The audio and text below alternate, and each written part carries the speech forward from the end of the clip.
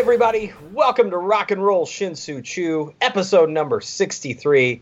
My name is Gabe Estel. I'm here with my co-hosts Dennis Levi Leach and Jonathan Getz. How's it going, guys? Awesome. Great. Good. That's what I like to hear. All right. Well, thanks for hanging with us, everybody. Want to remind everybody, visit rockchew.com for all your rock and roll Shin-Soo needs. Tonight, we're going to be doing the field guide to 1981. And 1981 was a year that split us in two. In baseball, we had a midseason strike, quite literally split the midseason into two halves, which was a first, resulting in playoff and non-playoff teams that defied logic. And it would take a future Hall of Fame third baseman to break up the monopoly starting and relief pitchers had on sports page headlines and postseason awards. But when it all shook out, two familiar foes would meet in the World Series for the third time in 5 years. Popular music was also split in two. Sure, you had traditional rock of veteran acts like the Rolling Stones, Foreigner, and REO Speedwagon. Those acts dominated the Billboard charts. But underneath this comfort of familiar FM hits was a music scene predominantly split in two momentum-gaining genres that would define the decade: metal and new wave. Ozzy Osbourne would release his second post-Black Sabbath album, Diary of a Madman, containing both guitar gods shredding and power ballads that would influence the decade to come. Meanwhile, the Human League's Dare topped charts across the globe, firmly establishing new wave as a definitive genre in popular music. And that takes us to the year in music, 1981, which I think is a pretty good year. You know, growing up, well, not growing up, but like in high school and early part of college, you know, you were to ask me, I would think, oh, well, this is when popular music started to go downhill. And, you know, fast forward 20 years later, and maybe it's the distance between 2016 and 1981, which is most of my life. But I think it's a pretty good time for music. I really do still. You know, maybe not the same time that it was in the 60s and 70s, but there's a lot of interesting things happening in 1981. Yeah, definitely. I think you know, there's two genres of metal and new wave really taking hold and evolving. The 70s with rock, it was I'm not going to say it was resting on its laurels, but it was definitely you know, aside from prog and, you know, some of the things, it was hitting a formula that was very successful. And Sure. And then right around the late 70s and early 80s, it started to be turned on its ear a little bit, and FM radio, as a result, changed quite a bit for the better or for the worse. But regardless, change is nice, and it prevents stagnation, which is not so nice in rock.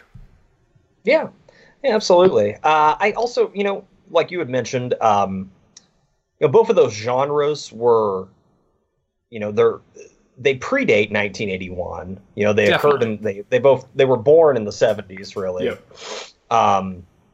But you know, this is when they really started to take, you know, become you know, really popular genres. Would be, you know, in the early 80s, definitely. Oh yeah, and it would, from there, it would evolve even more, for better or for worse. Right. For better or worse. Both metal and new wave would, you know, they would have its kind of crapbacks, but mostly, you know, there was a lot of strong bands releasing stuff at the time that admittedly I hadn't heard of until I started researching for this episode. Yeah, and new wave was kind of like punk's neon cousin. You know what I mean? Like it was it's odd that like a lot of punk bands kind of went in that direction as well, and artists that were associated with punk, you know, kind of that's the genre where they found themselves, you know, or maybe it just occurred naturally. Their music progressed into new wave. It was like they wanted to be punk, but like they wanted to just like stand around and smoke cigarettes too. Right. You know what I mean? It was like they didn't have the full on energy to be like raging punks. Yeah. Just so they had to create their own scene and create their own soundtrack to that scene. Yeah, they found a genre that was more commercially viable too, you know, as well. So good stuff in 1981. Good stuff happening still. A lot of veteran acts, as we mentioned, released records that year. And do you guys know without looking, the number one selling album of 1981? There is a Central Illinois connection. I didn't look. No, I don't. Was it REO? High Infidelity. High Infidelity, yeah. High Infidelity, there you go. Yeah. So yeah, REO, man, they could they ruled 1981, man. At least on the charts. Yeah, so, unfortunately, that was Gary Richrath's last record with them. Unfortunately, I think you're right. Yeah, it was. Yeah, he was always the best thing about them musically. I thought, Yeah. Oh yeah. he could play. And I mean, they knew obviously how to pin a power pop song. Yeah. I like Tough Guys from High Infidelity personally. It's my favorite tune on that. One of my favorite REO songs, the bass player sings, the Back on the Road Again. Oh, Bruce All? Yeah. Yeah. I didn't realize that. REO got Album of the Year that year, huh? Highest selling. Yeah, highest selling record, that year. Yep. Oh. Yep. Yeah, a lot of veteran acts, 1981, new decade, kind of trying to find their footing, sort of. Like maybe they didn't necessarily know how to adjust to the new decade, with more synthesizers. Like I'm thinking of a band like Thin Lizzy, a band that was like going really strong in the late 70s, had a lot of just great output.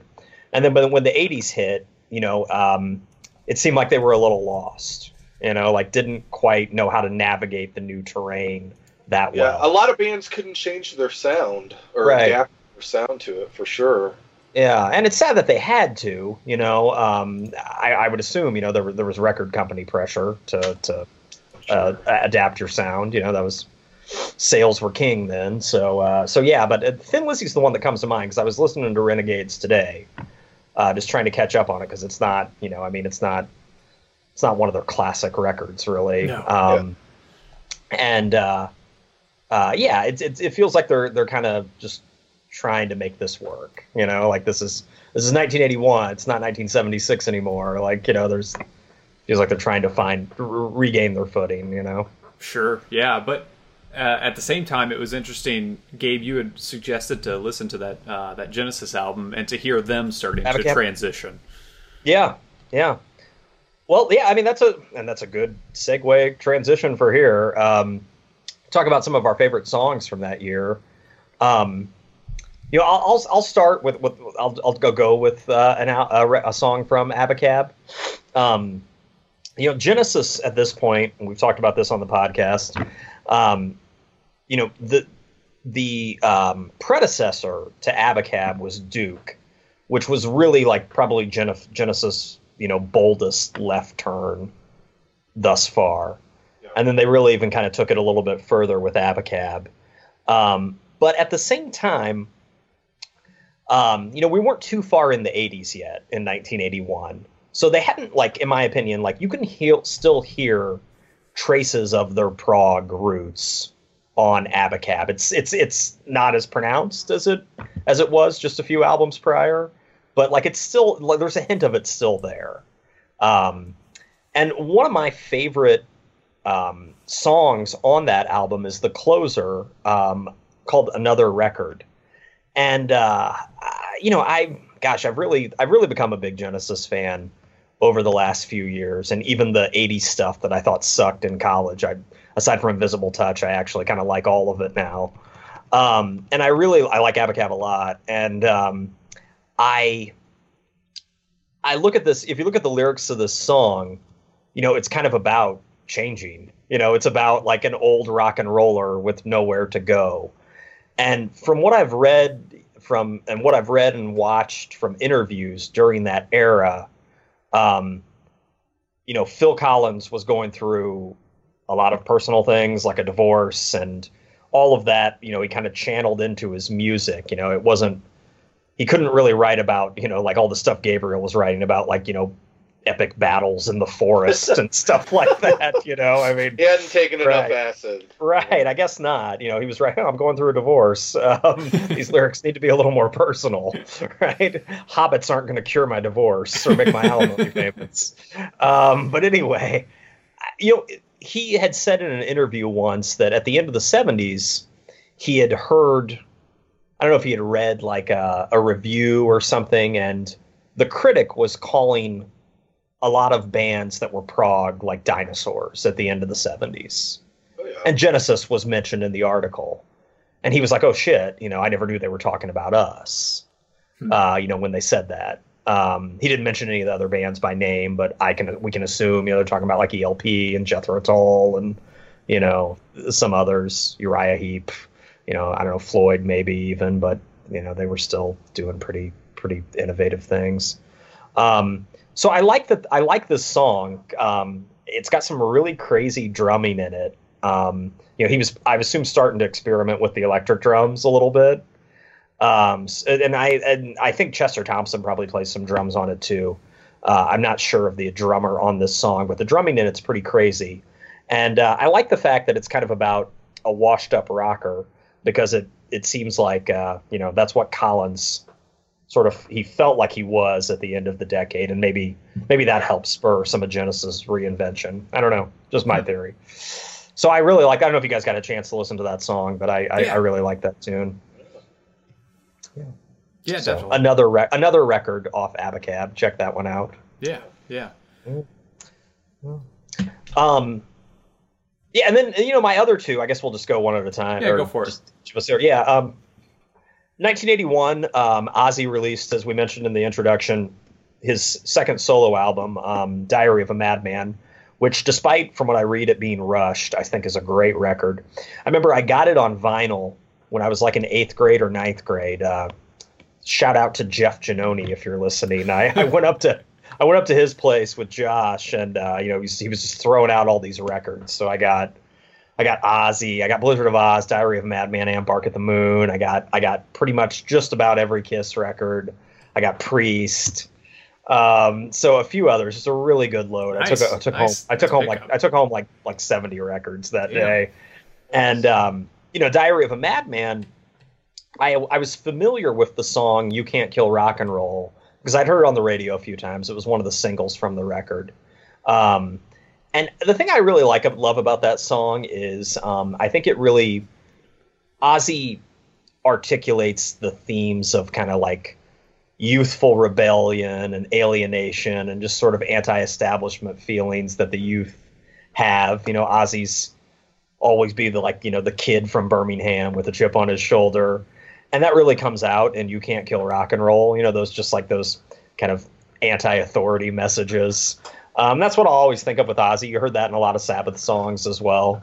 Dude, that cut was, it's 7 minutes and it's up and down and it's like, premier power ballad to begin. And then it really kicks into gear and then it goes back to power ballad. And then Randy does this thing. And it's impressive, the dichotomy there. It is. Yeah, it is. So I like it for those reasons too. I think it's a really good piece of music as well. And finally, for me, this is coming from my favorite Van Halen record, Fair Warning. When push comes to shove, Fair Warning is, and I mean this relatively speaking compared to other Van Halen albums, I think it's Van Halen's probably moodiest record. Oh, I agree. Yeah. It's the darkest. Yeah, when we say dark, it's not like it's a Sabbath album or anything. No, it's not goth. Yeah, but for them, relatively speaking, it is darker and it is moodier. And I think that it was kind of taking a chance too, because in 1981, Halen's really starting to blow up. You know what I mean? They're arena superstars by 1981, and they released Fair Warning, which, while it had Unchained as a single, it doesn't really have any other singles on it. Mean Streets is on there. Mean Streets is a single too, but I don't. Those are the only two. Right, and you don't hear Mean Streets on the radio a lot now. You know what I mean? It's not like one of the you'd have to go to 7 or 8 Van Halen songs that they play on the radio all the time. But Push Comes to Shove for me, I really like because there's like an R&B influence on it. You know, The bass there's on it, yeah. It's funky. Yeah, Michael Anthony is just laying down just nasty bass, man.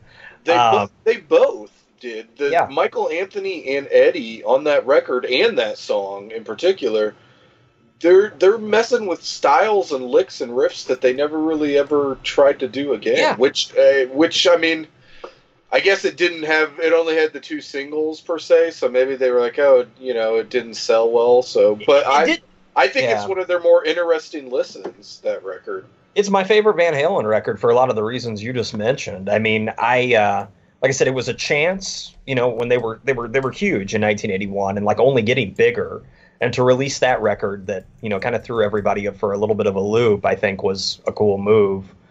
And it showed that despite being popular, they could kind of do what they wanted to still. And also, like, I love that the album's got like a loose feel to it. You know what I mean? Like even though you think of Van Halen as being really polished, and a lot of their stuff is, and Eddie was kind of a studio whiz, it's got kind of a jam session feel to it. You know, a lot of parts of the record do. It does, yeah. Yeah, and I really like that. So those 3 for me are my 3 of my favorite songs from 1981. So, right on. Yeah. Yeah. I thought that those were all pretty well representative. Yeah. Yeah. Levi, you want to go next? Sure, yeah. My first song is by a guy who dropped an album in 1981 that, you know, you could have told me it was the biggest selling album of 1981. I probably would have believed you. But that's Billy Squier's Don't Say No. And he was just like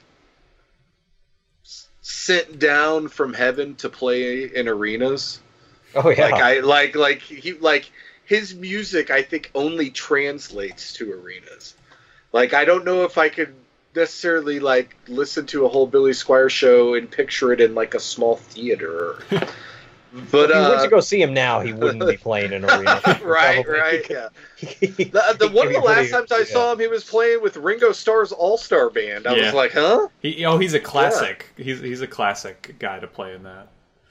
Yeah, and prior to you mentioning this album, Levi, I didn't know it came out in 1981. You know, I mean, I thought it was later in the 80s. Yeah, I would have pinned it for like 84 or 85. Go ahead, though. I'm sorry. Yeah, well, and he, you know, it's 1 year into the new decade, and he kicks it off with this record that had 4 huge singles. The one I love that I'm going to highlight here is "Lonely as the Night," and then in the Dark." My Kind of Lover and The Stroke were all Stroke, man. Yeah, you can't. So, like I said, that music though is just geared to be heard. It seems like in that just powerful arena setting where I don't know if you've never been there. It's a totally different concert experience when you're surrounded by like 60,000 crazy people, and so. And it was produced by Reinhold Mack, who. I mean, he was doing stuff for the Stones and T-Rex and ELO, Deep Purple, Queen. I mean, he knew that big sound. Exactly, yeah. It's just, it was the culmination of the right talent and the right producer and the right time, you know? Definitely. And Lonely as the Night, it's just epic. It's got epic guitar riffs. It's just, a lot of his lyrics and songs are tongue-in-cheek and... He was just perfectly translated to that early 80s arena setting. Mm-hmm. And so, yeah, that was my first one. And then my second song is one of the best wedding jam songs to ever hit a wedding dance floor, and that is She's a Bad Mama Jamma by Carl Carlton. And yes, I said that right. There really is someone called Carl Carlton. What's the record from that year that came off of? It's self-titled. It's self-titled. Okay. Is it, or was it just a single? Because I couldn't find the LP. I believe it's self-titled, and he's shirtless with a nice fresh jerry curl. Nice. Like if you look up his discography, that's how you can tell. And yeah, it's just one of the best, funkiest jams ever. And that song's been sampled so many times by different hip hop guys. And actually, you said sampled. Billy Squier happens to be like one of the most sampled artists of all time, as well. Yeah, yeah. Isn't that weird? Yeah, yeah. Like a 99 Problems, even. Yeah. Sorry. Yeah. Anyway, go ahead. Yeah, the Stroke, man. The Stroke's a hip hop blueprint. But yeah, She's a Bad Mama Jamma is just a great funky song that I've always liked. And written by Leon Haywood. Who just died in April. He was a keyboardist for Sam Cooke. Yeah, that guy was he had his hands in a lot of projects. My third and last song from that year is by a band who, dare I say, maybe the most underrated metal band of the 1980s, and that band is Y&T, which stands for Yesterday and Today. And this is their first album after shortening that name from Yesterday and Today to just Y&T. And it's called Earthshaker. And it's just a great blend of hard, straight ahead, like early 80s hard rock and some ballads. And it's all, the glue holding it all together would be the leader of the band, and that's Dave Meniketti, who has a glorious perm curled hair.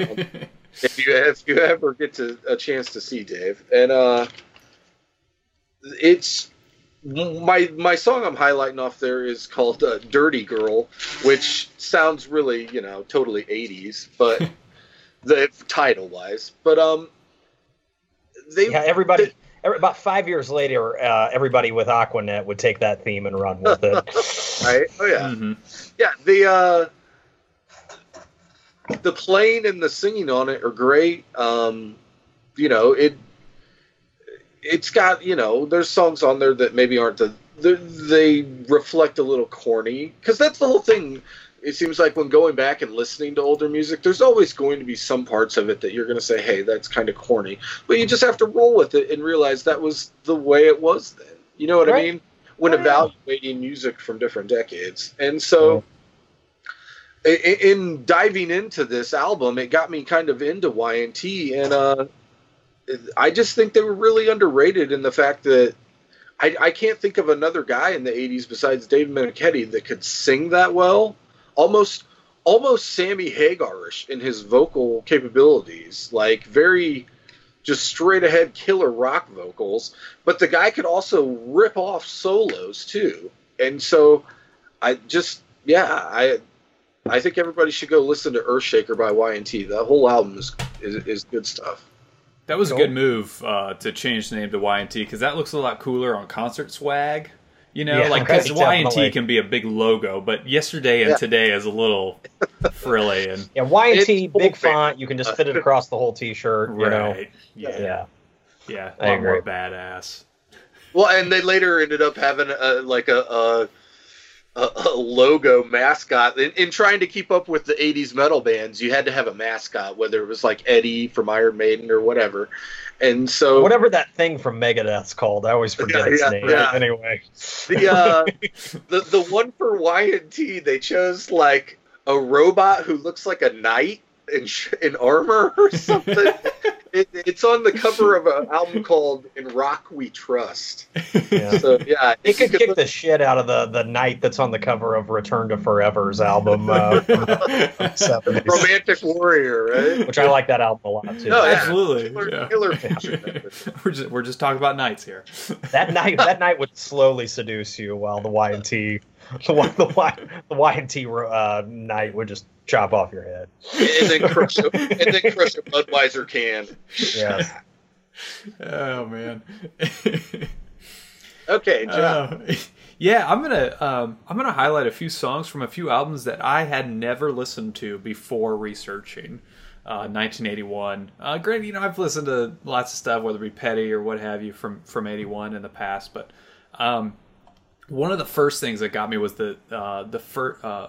the intro song from Grace Jones' album Nightclubbing, Walking in the Rain. I was like, whoa, it's like this synth pop electro and dub all mixed together. Like Sly and Robbie play on the album, and but it's like you're feeling Bowie at times and reggae at times. And the album cover is like totally striking. It's this kind of painted portrait of her. It's a painted over photo, and it's like real angular and androgynous, and it like it's like the coolest photo of somebody smoking with a cigarette in their mouth. I was a kid. I was so scared of Grace Jones. dude, I thought she was gonna like crush me. What a badass! I mean, Yeah, come on. I mean, yeah. So she was like, a model in the '70s and whatever, and did like a bunch of disco stuff, but then like did this career change in the early '80s, and Walking in the Rain and Pull Up to the Bumper is the second song on there, and Pull Up to the Bumper is like, whoa, innuendo. Right. Pull up to my stretched black limousine. Yeah. She's push it in badass, between. And then, so she wrote like half the songs on there, and then Sting wrote Demolition Man for the album, which the Police ended up putting on their own album that year, and on Ghost in the Machine. But yeah, if you haven't listened to Nightclubbing in a while, I highly suggest it. The title track, Nightclubbing, is the Bowie Iggy Pop song that was on Iggy Pop's solo record. So there's like half covers on there and half originals. Orchestral Maneuvers in the Dark was another band I hadn't really listened to before. I was familiar with some of their songs. There's the big single off their Souvenir, Joan of Arc, Maid of Orleans, but Joan of Arc like really blew me away. It's definitely this synth pop, a lot of Mellotron in there. Interestingly enough, Pitchfork had a review that said it's a bridge between synth pop's more bleak industrial beginnings and the shimmer and shine of ambitious new pop. And it's definitely really moody. The album, by the way, Architecture of Morality, if I didn't say that. And there's like a deluxe version on iTunes with like 6 or 7 other tracks. But man, yeah, it's totally moody. And at first, almost didn't know what to think of it.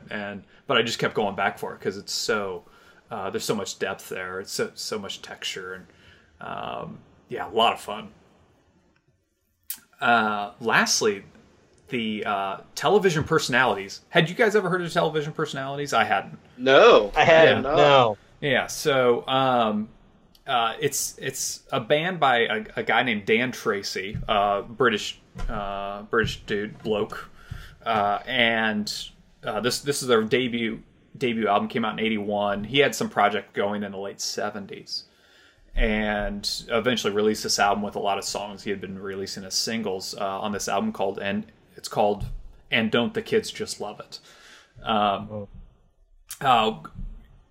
Few great tracks on there, Jeffrey Ingram, Parties in Chelsea, but I really enjoyed I Know Where Sid Barrett Lives is the name of the song.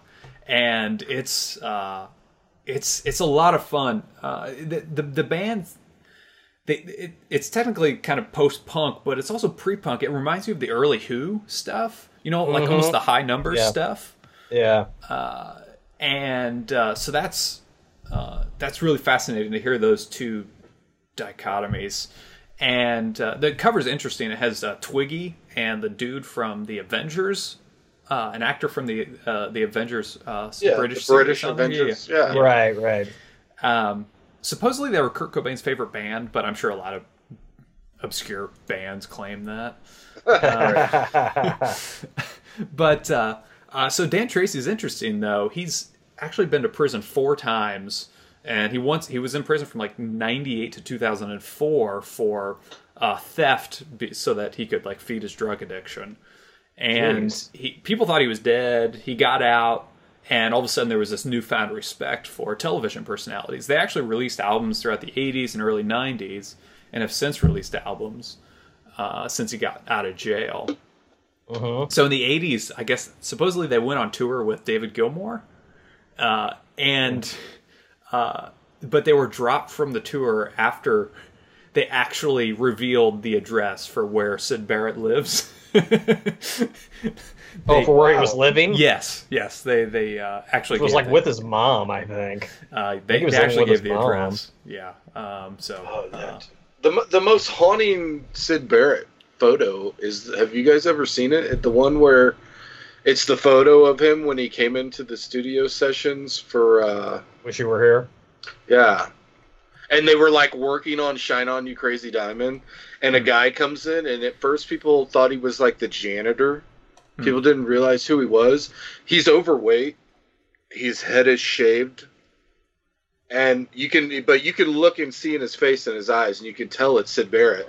And I guess when the guys, when some of the guys in the band realized it was him, it tore him up. Sure.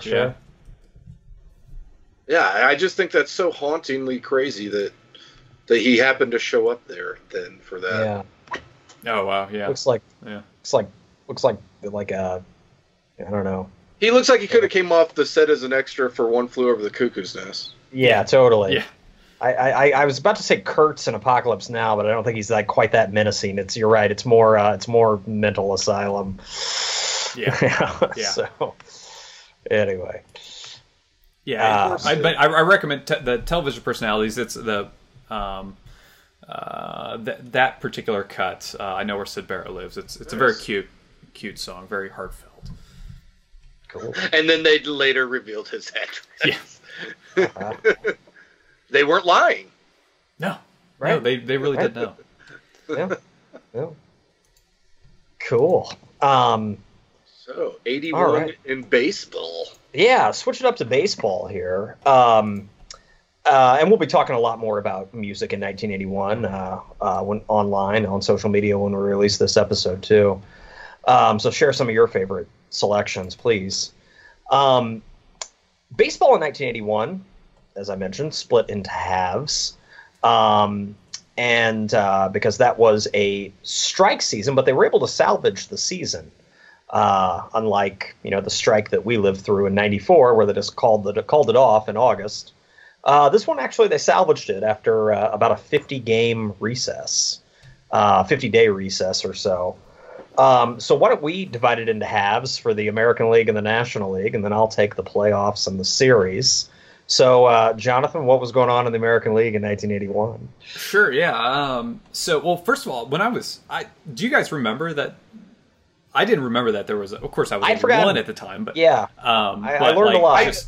In my, we gained this knowledge as we're 8 and 9 and 10 years old, and I had never picked up on the idea that there was a strike, and I had to see how they did the playoffs. I had no idea. I had to kind of read that. I was like, what? They did what? And I guess you'll probably go over that for the playoff section, exactly how they did that. Yeah. Well, in 1981, one thing I noticed too, I was looking at some rosters. A lot of the guys that the three of us grew up watching in the late 80s, early 90s, a lot of those guys were kind of just starting their career in 81. Either they were, rookies or in the very early stages of their career. So, I was looking through some of these lineups, and it was a lot of holdover guys from, who were stars in the 70s, and maybe a few people who were playing in the late 60s too, so that kind of, I had to look up some players when I was looking at rosters, Sure, yeah. Ryan Sandberg and Cal Ripken both made their debuts that year. Yeah. But yeah, it was an ominous start for the Red Sox that year as they lost Carlton Fisk because they sent him his contract a couple days too late, and so he became a free agent. And the White Sox swooped in and snagged him. Turns out in April when Fisk returns to Fenway Park in a White Sox uniform, he hits a 3-run home run in his first game that helps clinch that game for the White Sox. Son of a bitch.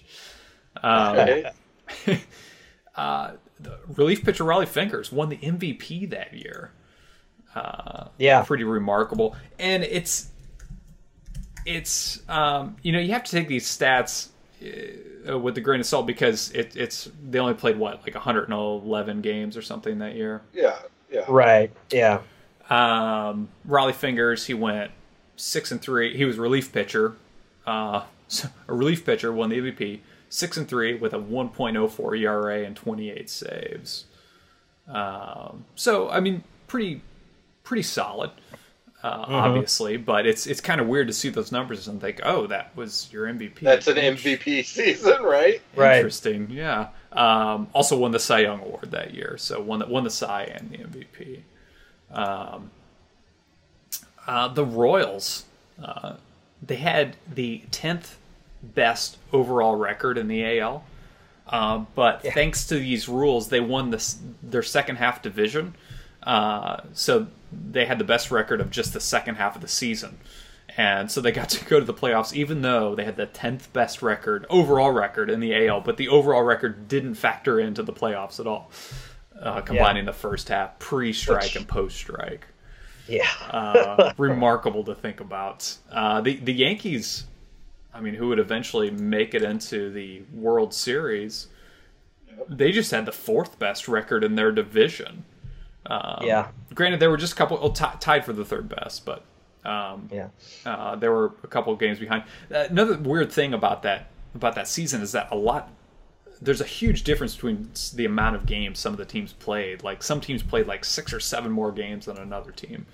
It wasn't the most democratic season, I guess, really, God, no. This season was kind of rife with controversy, for all those for those reasons, Yeah, and the Royal, it was proven that the Royals didn't belong in the playoffs because they scored just 2 runs against the A's when they were swept in that first round. Right. And then lastly, about the AL, the aforementioned AL champion Yankees, their team payroll that year, $6.6 million for the team. Wow. Yeah. In 2016, it's north of $220 million. So, way to go, Marvin Miller and the MLB Players Association. They've certainly made some strides. I'd be curious to see, taking this approach of first half and second half division winners, applying it to every season in baseball. Somebody from Baseball Prospectus could do predictive analytics to see who would win, just be curious. Yeah. It'd be curious to see who, how it would have theoretically shaken out. Sure. So are we letting a computer decide the game results, or do we have a 20-sided die? Yeah, I think you'd have to let a computer decide. Yeah. Okay. But you know what I mean? Just if you took this approach and applied it to other seasons, it'd be interesting. Yeah. Right. Well, one place that they went wrong when the owners were negotiating this, figuring out how the postseason would work during the strike, is that so they do this in the minor leagues. They have the split season. Right. I don't know if it's all the minor leagues or just parts of certain classes, but there's incentive for the team to win that won in the first half to win the second half. If the team that won the first half also wins the second half, then they get a bye. But there wasn't that incentive for the MLB teams. It was like the first half teams that won basically could just lose or not lose. They could rest their players. Yeah, they could mail it in. Oh yeah, totally. Yeah. So it's completely fascinating to me in the history of baseball that this happened just 35 years ago. It was controversial at the time, and I would feel like it would even generate more protests now. Oh my God! Yeah, with all of the social media, people would go crazy. And not to mention, they when they started up again, they started with the All-Star game, even though it was in August. Yeah. Yeah. And so, as a side discussion here, why did everybody come back to baseball in 1982?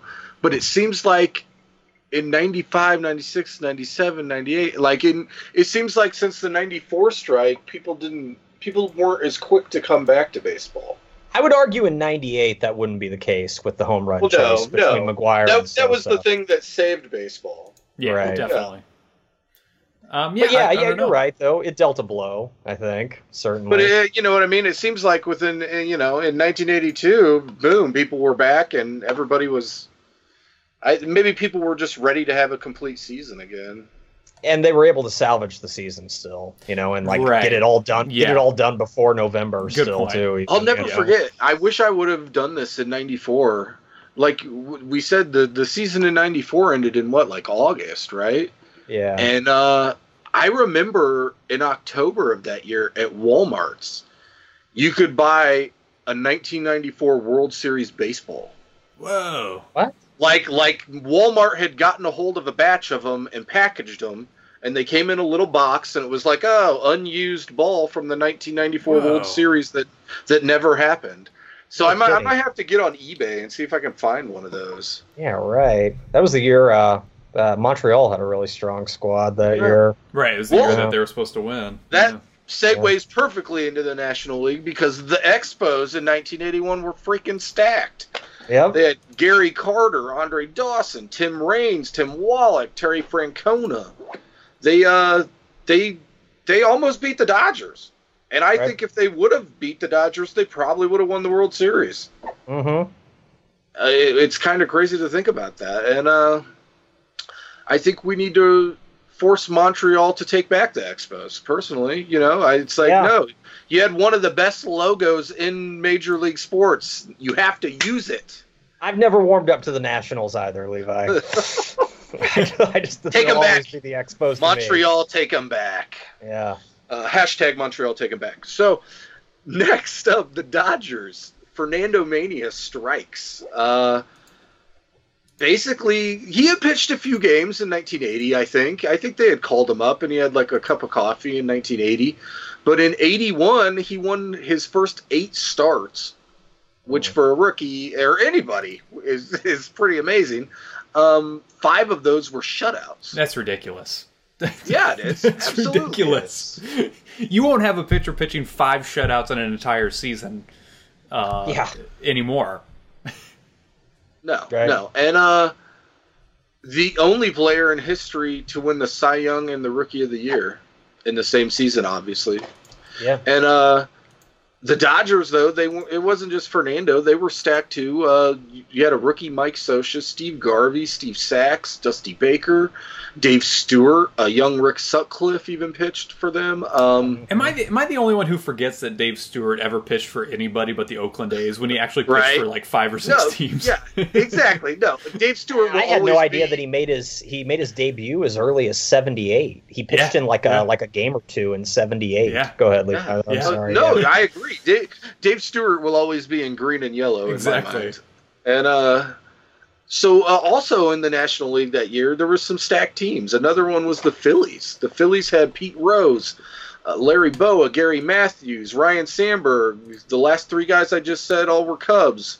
Bob Boone. And then another future Cub, Keith Moreland, was on that team. Mm-hmm. And the man who won the National League MVP that year, Mike Schmidt, who was a perennial Cub killer. I remember as a kid, it was always like, oh, God, Mike Schmidt's up. Like, And so, if Mike Schmidt, if he would have had maybe just a little bit not as good of a season, Fernando could have won the MVP, the Cy, and the Rookie of the Year. Which would have been... Which would have been, people would be talking about him a lot more than they are, and people do talk about him still. But for a player to win the MVP, the Rookie, and the Cy, that would just be bonkers. So it was a good year for the National League, except for my team, the Cubs. But the National League was stacked. They had a lot of great players. The team with the best record didn't even make the playoffs. Right. The Reds. Yeah, right. Yeah, the Reds. Reds had more wins than anybody in baseball, and they didn't even make the playoffs. Didn't even make the playoffs. Yeah. Yeah. I'd assume the Reds probably still had some holdovers from the 70s teams, right? In 1981, probably. It was kind of the last hurrah. Yeah. Probably had that core, a lot of some of that core still playing. George Foster, Ken Griffey. Yeah. But they were all in their 30s. Was Johnny Bench still on the Reds in 1981? Yeah, he was. They moved him to third base. I was going to say, I thought... first base. Or first base, I'm sorry. Yeah. Yeah. He played in just 52 games in that year, which was about half the season that year. Yeah. So, and for the World Series, I'll go ahead and get the playoffs in the World Series. We already talked a little bit about the unusual playoff structure of that year. And then, you have these 2 iconic teams finally meeting each other in the World Series, which I thought about this, and then I can, the deep dive into Wikipedia proved it. 1981, you had, L.A. and New York in a championship game, which you didn't have that again until the 2014 Stanley Cup, where you had, America's 2 largest markets meet in one of the 4 major sports championship games, you know. Yeah. And someone who doesn't follow hockey, I totally didn't know in 2014 those teams met. So I was like, wow, gosh, that has been a while. 1981, yeah, because I'm like, well, it certainly hasn't happened in baseball. So yeah, that's pretty crazy. So obviously it's you know, the ratings would have been high in 1981. You know, I mean, you've got these two teams, both of them full of stars.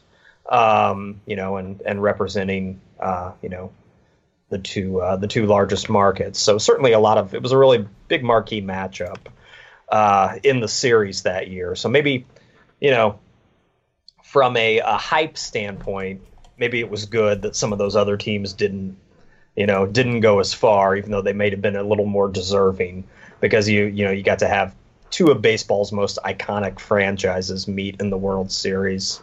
And that helps bring your sport back from a strike. It does. Yeah, right. So, but yeah, you know, a lot of it boiled down to, you know, to Game 6. It's important to mention that, you know, the Dodgers were the champs that year, but they lost the first two games on the road in New York, and then ended up winning the next four. And I think they were behind in every series that year, I believe. They were behind in every series, yeah, and they were very resilient that year.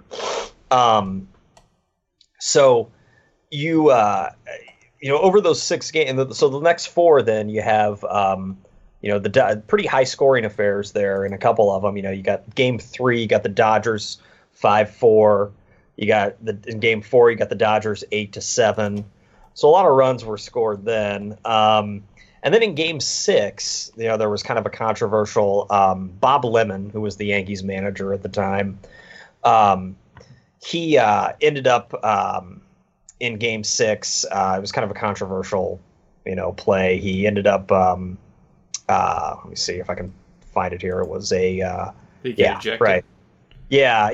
He, you know, Greg Nettles led off the inning with a double. And then the guy for the Dodgers, Hooten, you know, a guy that Bert Hooten. Yeah, who I have to admit I didn't know much about, because he was one of those guys that's not really of, you know, he had retired by the time I you know, all of us started really getting into baseball in the late 80s. He put together a pretty good career. Yeah, Bert Hooten did. Yeah, you know, quite a few wins, good record, good ERA. 150 wins, I think. Yeah, yeah, like 30 games over 500 or so, in his, you know, his composite record. But yeah, so Hooten retires the next 2 guys. He intentionally walks Larry Milbourne, and then he faces Tommy John, because there was no DH, you know, in the series at the for that year. And because wasn't it then that they were still alternating? Yeah, whether or not they would alternate by year, whether or not they would have the DH in the World Series. And that was the year they didn't. Yeah. So it was weird. So Lemon decides then to pinch hit for John, right? And Tommy John was pissed, right? So, you know, the camera, if you watch it, it shows him pacing up and down in the Yankees dugout, just pissed off and in disbelief. And then the pinch hitter, Bobby Mercer, ends up flying out to end the inning. So, yeah, right. You know, and then George Frazier comes in and, you know, gives up an RBI single to Ron Say, one of the heroes of the series. And then Pedro Guerrero as well gets a triple, and then, you know, that was it.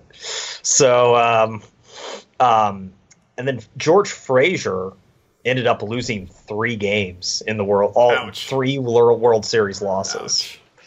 3 games of that series, of the 1980 series. So, yeah, that's and tough. you know, the Dodgers had, you know, it was a good mixture of both teams actually. Were a good mixture of veterans and young talent. You know, I mean, you had a lot of guys that we followed when we were following baseball in the late 80s. A lot of the guys were really just starting out. You know, they were rookies or only into their second or third year, especially on the Dodgers. You know, you had Mike Scioscia, you had Steve Sachs, you had Mike Marshall, Pedro Guerrero, Bob Welch. Bob Welch, right? Dave Stewart. Steve Howe. Yeah. Steve Howe. Yeah. Just a ton of a ton of guys that would later become stars. On the Dodgers and elsewhere. So yeah, and then on the Yankees you had Willie Randolph just starting out. You had Dave Winfield was a superstar at that point. Was Reggie was in the end of his career. Reggie, yeah. Was Ricky Henderson playing for the Yankees then? I don't think so. For the Yankees, no. No, he's probably on Oakland or I believe so. Yeah. Yeah. Okay. Played for the Yankees in the mid '80s. So yeah, so it was certainly a little bit of a clash of the Titans, and then obviously you had Steve Garvey, who had a huge series as well, and Ron Cey too. So that Dodgers team was pretty stacked. So even if the Reds had the best record, the Dodgers didn't play that well, in every series, but they played well enough to win. Yeah. So. I watched the last out of that Game 6 on YouTube. By the way, you can watch the entire series on YouTube. It's all you can watch every game, full thing, yeah. every full game, every game. Yeah, but awesome. That last out, it's in Yankee Stadium, and Lasorda, they get the last out, and Lasorda's like running out, like you always you see that classic shot of him running out with his arms up in the air, and they're all jumping up and down on the mound, and then they do the wide shot. From the broadcast booth, and people are just looting the field. Yeah. New Yorkers running on the field to steal the bases and stuff. It's like, oh, New York. Cutting out little patches of grass. Yeah. New York was still a rough place in the early 80s, Yeah. Right. Those people running on the field weren't even in the stadium before the last out. Yeah, right.